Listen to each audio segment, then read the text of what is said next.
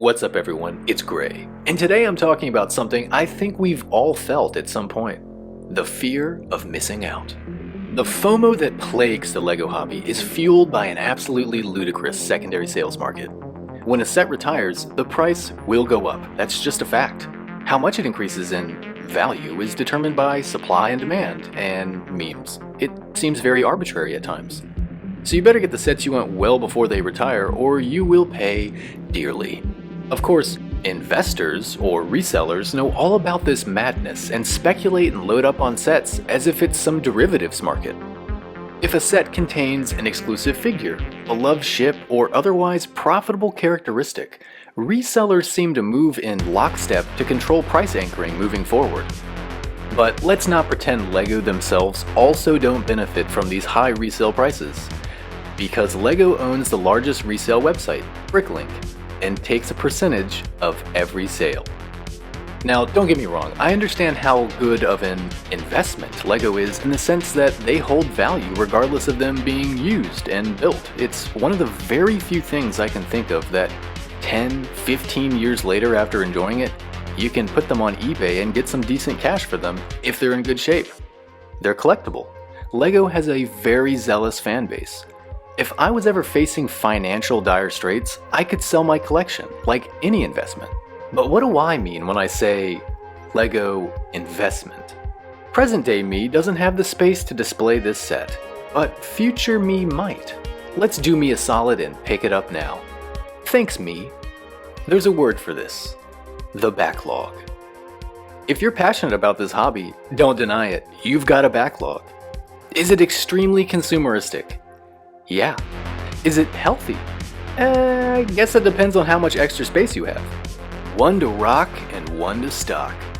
We're cool with paying double retail price for some strange feeling of security associated with having a sealed set. You wouldn't want another one in the future and have to pay retired set prices, would you? Would you? On the surface, that sealed cardboard LEGO box has the same value and appeal as the empty LEGO boxes many of us also struggle to throw away. What is that? I mean, I finally met my breaking point a few weeks ago and recycled 6 years worth of empty, flattened LEGO Star Wars boxes. Well, except a select few, but we're not going to talk about those. What were they providing me? Why did I even care to literally make space to hold on to cardboard when the built models are sitting on my shelves? Is it because of this LEGO investor mentality that has infiltrated my psyche? I'll get more money for my sets if I sell them accompanied with their boxes. I have no plans to sell them, so who cares? Naturally, a sealed brand new anything is worth more than the used version. But with LEGO, it almost seems like there's another aspect of FOMO that exists within the hobby around not wanting to open certain sets because of the value they hold and could hold in the future, regardless of having no plan to sell them. It's a very bizarre practice, one that I've been guilty of too in the past, but it's mainly tied to space constraints. It's easier to long-term store sealed sets until building. Some of us just have to admit that we collect cardboard with pictures of models. Ah, but the sound they make when shaken reminds us of the gold within.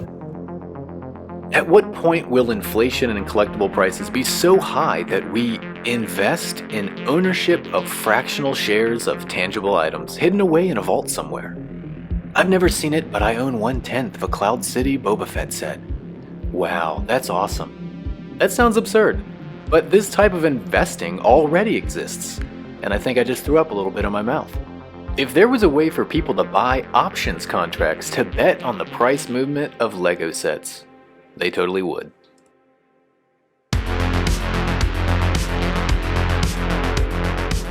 There just feels like such a manufactured sense of urgency and insecurity associated with sets retiring. They almost go to the dark side, controlled by the resellers. I honestly feel like there's more FOMO surrounding sets retiring than new sets coming out. When I hear people say, invest in these sets before they retire, what it means to me is that there is demand and maybe exclusivity associated with them, and unless I never want to own them, I should buy them now and just put them in my backlog.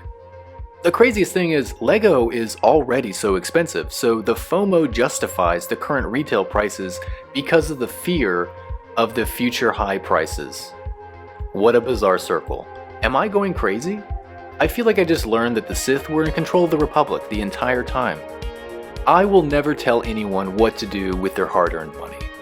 I just hate to watch people get tricked into paying hundreds of dollars for, say, the new Captain Rex minifigure just for it to be leaked in a $13 microfighter set next summer. RIP. Anyway, that's all I got for y'all this time. Do you collect cardboard like me, or are you a sane human?